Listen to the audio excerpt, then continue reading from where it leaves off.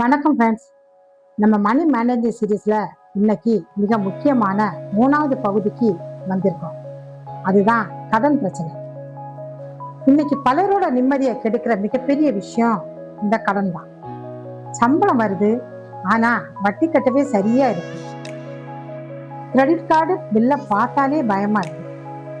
வாங்கின கடனை அடைக்க இன்னொரு கடன் வாங்குறேன்னு யோசிக்கிறவரா நீங்க? உண்மையிலே கடன்கிறது ஒரு சூழல். இதுக்குள்ள ஒரு தடவை மாட்டிக்கிட்டா சரியான திட்டமிடல் இல்லாம வெளியே வர்றது ரொம்ப கஷ்டம். ஆனா பயப்பட தேவையில்லை. எந்த அளவுக்கு பெரிய கடனா இருந்தாலும் அதை திட்டமிட்டு சில சின்ன வழிகள்ல கண்டிப்பா அடைக்க முடியும். அது எப்படின்னு இந்த வீடியோல ரொம்ப தெளிவா பார்க்க போறோம். வீடியோவை கடைசி வரைக்கும் ஸ்கிப் பண்ணாம பாருங்க. ஸ்டெப் 1, கடன் பிரச்சனை வெளியே வர்றதுக்கான முதல் வேலை உங்களுக்கு எவ்வளவு கடன் இருக்கு அப்படின்னு பயப்படாம துல்லியமா ஒரு டைரியிலையோ இல்லைன்னா ஒரு லேப்டாப்லயோ கணக்கு எழுதுறது. பல பேர் பண்ற பெரிய தப்பே நமக்கு எவ்வளவு கடன் இருக்குன்னு கணக்கு பார்க்க பயந்து அதை தள்ளி விட்டுறாங்க. ஆனா கண்ணை மூடிக்கிட்டா உலகம் இருட்டாயிடாது இல்லையா? உண்மையை எதிர்கொள்றது தான் கடனை அடைக்கிறதுக்கான முதல் வழி. ஒரு பேப்பரையும் பேனாவையும் எடுங்க. 4 முக்கியமான விஷயங்களை எழுதுங்க. 1, யாருக்கு கடன் கொடுக்கணும். 2, மொத்த கடன் தொகை எவ்வளவு. 3, அதுக்கு மாதாந்திர இஎம்ஐ எவ்வளவு கட்டுறோம்.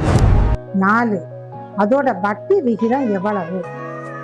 கிரெடிட் கார்டு கடன், தனிநபர் கடன், கைமாற்று கடன், நகை கடன் என எல்லாத்தையும் தெளிவா பட்டியலிடுங்க. உங்க எதிரி யாரு, அவனோட பலம் என்னன்னு தெரிஞ்சாதான் அவனை வீழ்த்த முடியும். அதே போலதான் உங்க கடனை பற்றிய தெளிவான பட்டியல் உங்களுக்கு முழு நம்பிக்கையை கொடுக்கும். இப்போ உங்க முன்னாடி கடனோட பட்டியல் இருக்கு. அடுத்து இதை எப்படி அடைக்கிறது?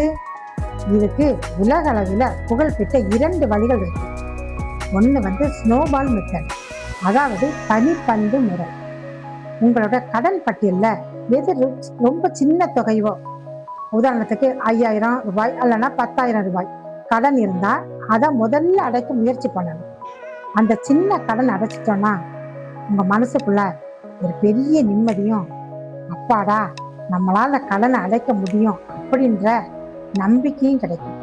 அந்த நேர்மறை எண்ணத்தோடு அடுத்தடுத்து பெரிய கடனை அடைக்கலாம். 2வது முறைன்னா அவலான்ச் மெத்தட். இதுல சின்ன கடன் பெரிய கடன் அப்படி எதுவுமே பார்க்காம எதுக்கு வட்டி அதிகமோ அதை முதல்ல கட்டணும். உதாரணத்துக்கு கிரெடிட் கார்டு கடன், அதுக்கு 30% 40% வரை வட்டி போடுவாங்க.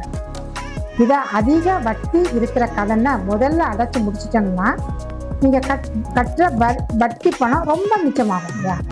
உங்களுக்கு மன ரீதியான நம்பிக்கை உடனடியா வேணும்னா ஸ்னோபால் முறையையும் பணம் அதிகமாக மிச்சப்படுத்துற இந்த அவலான்ச் முறையும் எது உங்களுக்கு ஈஸியா கட்ட முடியும்னு பார்த்து அதை ட்ரை பண்ணுங்க. அடுத்தது முக்கியமான படி என்னன்னா உங்க செலவுகளை கட்டுப்படுத்துறது. கடனை அடைக்கிற வரைக்கும் உங்களோட அத்தியாவசியமற்ற செலவுகளுக்கு தைரியமா நோ சொல்லுங்க. ஆடம்பர பொருட்கள் வாங்குறது, வார வாரம் வெளியே போறது, அவசியமில்லாம ஹோட்டல்ல சாப்பிடுறது, ஓடிடி சப்ஸ்கிரிப்ஷன்கள், இஎம்ஐல புது போன் வாங்குறது எல்லாத்தையும் தற்காலிகமா நிறுத்தி வைங்க. இதுக்கு நீங்க 50-30-20 பட்ஜெட் முறையை பயன்படுத்தலாம். அதாவது உங்கள் மாத வருமானத்துல 50% பணத்தை அத்தியாவசிய தேவைகளான வீட்டு வாடகை, சமையல் செலவு, கரண்ட் பில் அப்படின்னு ஒதுக்குங்க. 20% சேமிப்பு மற்றும் கடன் அடைக்கிறதுக்காக ஒதுக்குங்க. மீதி இருக்கிற 30% உங்க விருப்பமான செலவுகளுக்கு பயன்படுத்தலாம். ஆனா கடன் பிரச்சனை முற்றி போய் இருக்கிறவங்க அந்த 30% விருப்ப செலவுகளை முற்றிலுமா குறைச்சி அந்த பணத்தையும் கடன் அடைக்க பயன்படுத்தலாம். மிக விரைவில் கடன் சுமையிலிருந்து விடுபடலாம். 4வது ஸ்டெப் என்னன்னா கூடுதல் வருமானம் ஈட்டுவது. ஒரே ஒரு வருமானத்தை மட்டும் நம்பி இருந்தா கடன் அடைக்க ரொம்ப காலம் ஆகும். உங்களோட வேலை நேரத்திற்கு பிறகு இருக்கிற ஓய்வு நேரத்துல ஃப்ரீலான்சிங், பார்ட் டைம் ஜாப், அல்லனா டியூஷன் எடுக்கிறது, அல்லனா ஆன்லைன் மூலமா உங்க திறமைகளை பயன்படுத்தி கூடுதல் வருமானம் சம்பாதிக்கலாம். அந்த கூடுதல் வருமானத்துல வர ஒத்த ரூபாயை கூட வேற எதுக்கும் செலவு பண்ணாம கடனை அடைக்க மட்டுமே பயன்படுத்துங்க. அதே போல ரொம்ப முக்கியமான ஒரு விஷயம், ஒரு சிறு அவசர நிதியம், அதாவது எமர்ஜென்சி ஃபண்ட்.